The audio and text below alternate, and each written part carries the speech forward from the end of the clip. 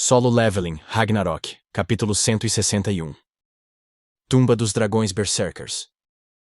Esse foi o campo de batalha final entre Sung Jin-woo, o Monarca das Sombras, Rei dos Mortos, e Antares, o Monarca da Destruição, Rei dos Dragões.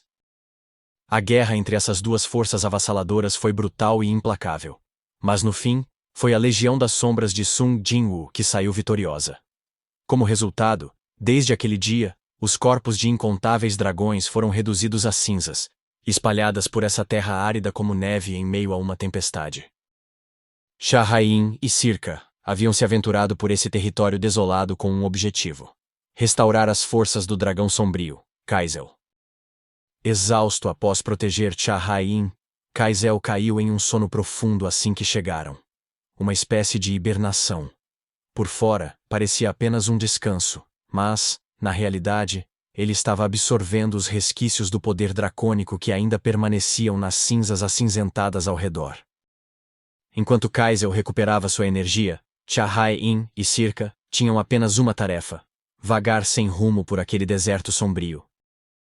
No início, tentaram encontrar um local adequado para esperar até que Kaisel despertasse. No entanto, logo ele acordou com um longo bocejo. O que Kaisel queria era óbvio: continuar se movendo. A quantidade de poder que ele poderia absorver em um único local era limitada. De certa forma, isso fazia sentido. A energia restante nos cadáveres dos dragões berserkers já era fraca para começo de conversa. Se Kaisel quisesse recuperar totalmente suas forças, talvez fosse necessário percorrer toda aquela dimensão. Com isso em mente, Shahrain e Sirka começaram a viajar pelo terreno inóspito, em busca de novas fontes para a recuperação de Kaisel. E depois de muito tempo vagando, uma silhueta colossal e imponente surgiu diante delas. Tchá, eu cubro você! Sob a proteção de Sirka, Shahrain desembainhou sua espada e se aproximou cautelosamente. Enquanto atravessavam a nevasca acinzentada, a verdadeira forma da estrutura foi, enfim, revelada. Meu Deus! Elas ficaram completamente atônitas. Nem todos viraram cinzas. Surpreendentemente, bem diante delas, estavam os restos mortais de gigantescos dragões berserkers, que ainda não haviam sido reduzidos a pó, um amontoado imenso de ossos. Isso parece um museu de dinossauros. Shahrain sentiu-se pequena diante da grandiosidade dos ossos dracônicos. Naquele momento, Kaisel abriu os olhos sonolentos, despertando de seu torpor. Shahrain passou a mão suavemente em suas escamas e perguntou: Como se sente? Parece que sua força está se recuperando mais rápido aqui?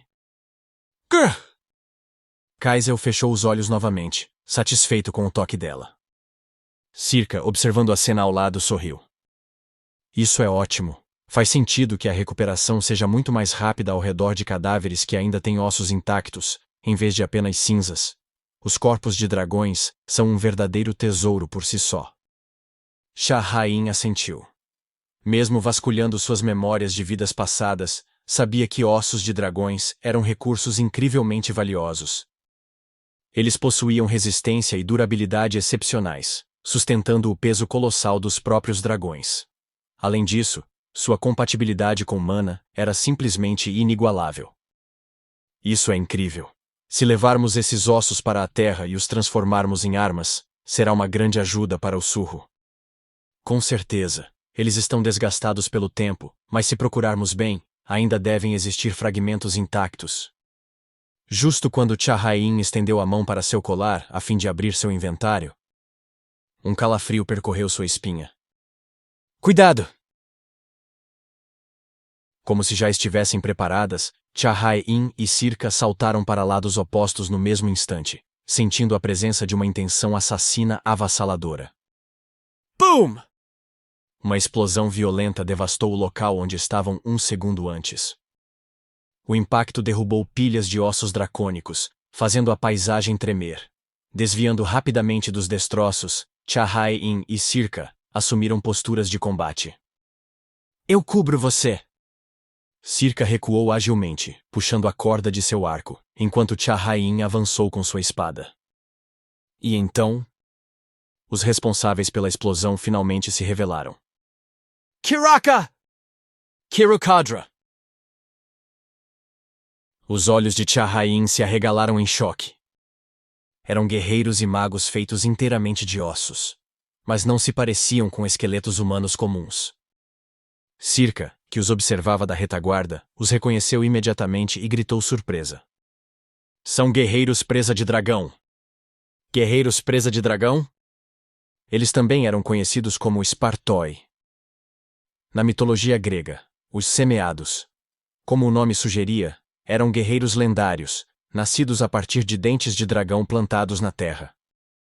Parece que os dentes dos dragões que não viraram cinzas renasceram como monstros. Circa recordou-se. Antares, o rei dos dragões, o monarca da destruição, também conhecido como Imperador dos Dragões, era o mais poderoso de todos os monarcas. O dragão supremo. E ele liderava um exército invencível, possuindo um poder e uma magia esmagadores. Durante todos os anos em que os cadáveres dos dragões permaneceram nesse solo, sem se transformarem completamente em pó, a energia que ainda habitava seus ossos deve ter dado origem a esses guerreiros presa de dragão. Mas havia algo estranho. Guerreiros presa de dragão sem um mestre? Isso é possível? O que quer dizer? Chahain, surpresa pela reação de Circa, gritou enquanto desviava e contra-atacava com sua espada. Havia tantos guerreiros presa de dragão quanto cadáveres de dragões espalhados por aquela terra. E eles continuavam a emergir do solo, cercando Chahain e Circa. Mas... tempestade de chamas brancas. Estrondo! Chahain ergueu sua espada longa, a espada do rei demônio, para o alto, e centenas de relâmpagos berserkning começaram a despencar do céu. Kirakrak! A espada do rei demônio continha o poder de Baran, o monarca das chamas brancas, o rei dos demônios. Essa lâmina tinha a capacidade de invocar uma tempestade na qual os relâmpagos berserkning caíam incessantemente. Diante de um ataque tão devastador, os guerreiros presa de dragão deveriam estar gritando enquanto eram reduzidos a cinzas. No entanto... Ká! Eles ainda estão de pé? Os olhos de Chahain se arregalaram de incredulidade. Mesmo no meio da tempestade de chamas brancas, uma magia poderosa o suficiente para devastar até mesmo os apóstolos de Itarim, os guerreiros presa de dragão estavam se levantando novamente. Tchá-tchá! Já ouvi dizer que esses guerreiros têm uma defesa absurda, porque nascem a partir dos dentes de dragões. Definitivamente parece ser o caso. Chahain apertou ainda mais a empunhadura de sua espada. Gah! Não se preocupe, Kaisel. Pode continuar dormindo. Sentindo a agitação ao redor, Kaisel abriu os olhos com uma expressão preocupada.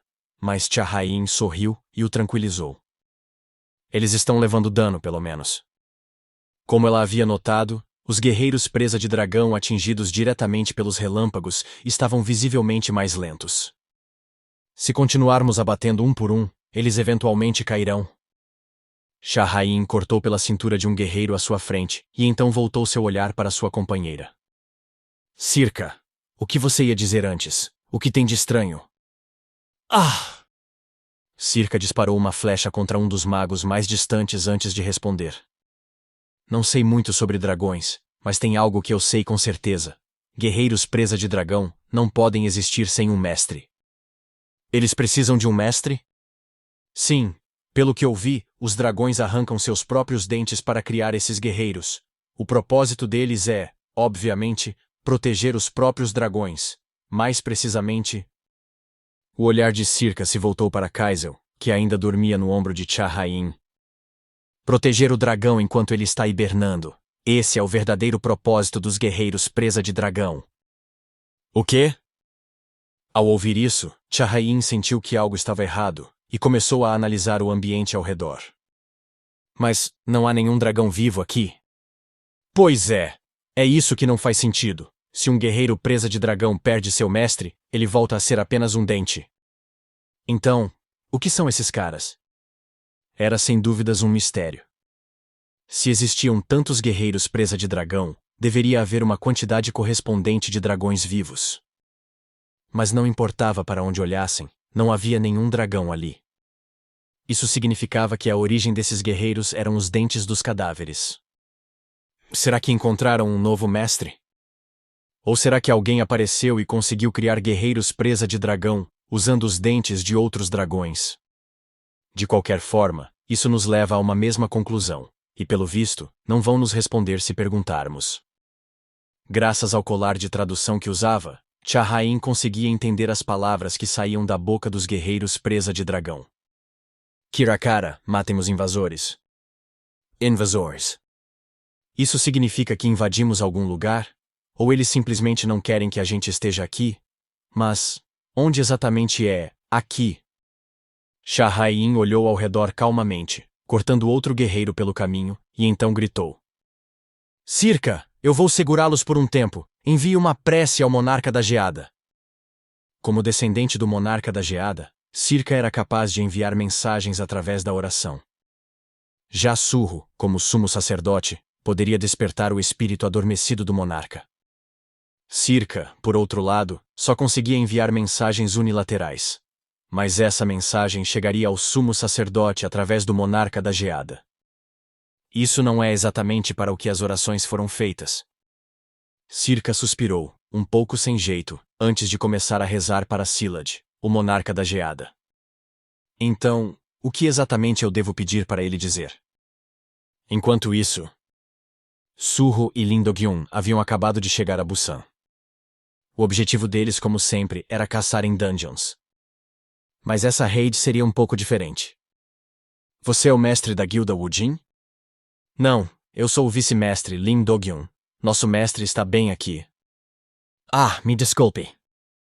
Ao ouvir isso, a caçadora que havia vindo receber a guilda Wujin ficou um pouco envergonhada e logo se desculpou.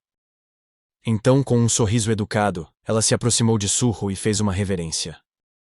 Olá, meu nome é Li Ju-hee, sou curandeira da guilda Cavaleiros. Bem-vindo a Busan.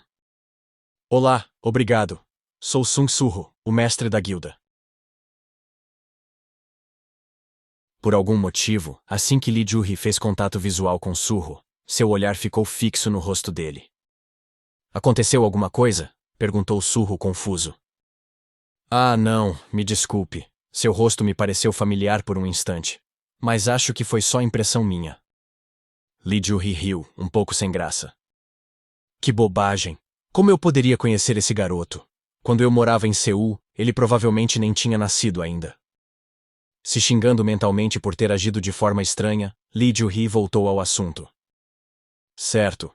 De qualquer forma, mestre Sung Surro, muito obrigada por vir ajudar nossa guilda Cavaleiros. O caçador Lin Tai-gyu já está no escritório da guilda, esperando por vocês. Vou levá-los até lá. Ao ouvir o nome do seu pai ser mencionado, Lin Do-gyun engoliu seco.